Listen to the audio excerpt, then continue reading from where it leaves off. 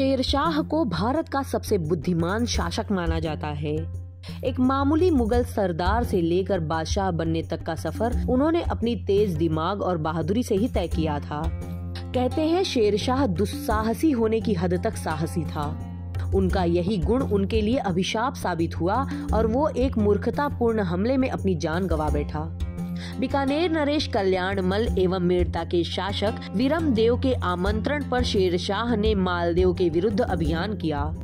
दोनों सेनाएं भल नामक स्थान पर एक दूसरे के सम्मुख उपस्थित हुई। यहाँ भी शेरशाह की कूटनीति का सहारा लेते हुए मालदेव के शिविर में यह भ्रांति फैला दी गई कि सरदार उनके साथ नहीं है। इससे मालदेव ने निराश होकर बिना युद्ध किए ही वापस होने का निर्णय कर लिया। फिर भी उनके जायता एवं कुंपा नामक सरदारों ने अपने ऊपर किए गए अविश्वास को मिटाने के लिए शेरशाह की सेना से टक्कर ली, परंतु वे वीर गति को प्राप्त हो गए। अभियान से वापस आते समय शेरशाह ने मेवाड़ को भी अपने अधीन कर लिया।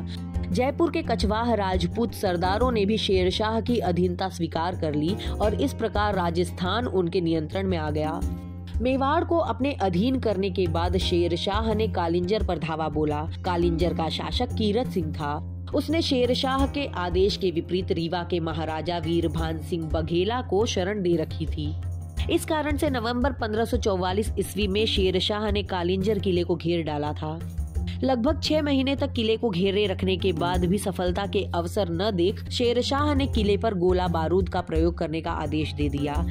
उसने जब ये आदेश दिया तब उसे मालूम था कि किले पर फेंके गए गोले बारूद वापस लौटते हैं, लेकिन फिर भी वो अपने वार का अंजाम देखने के लिए किले के पास ही खड़ा रहा। ऐसा माना जाता है कि किले की दीवार से टकराकर लौटे गए एक विस्फोट से शेरशाह की 22 मई 1545 ईस्वी में मृत्यु हो गई। मृत्यु के समय उक्का नाम का एक अग्नोवात्र चला और उसने मरने से पूर्व ही किले को जीत लिया।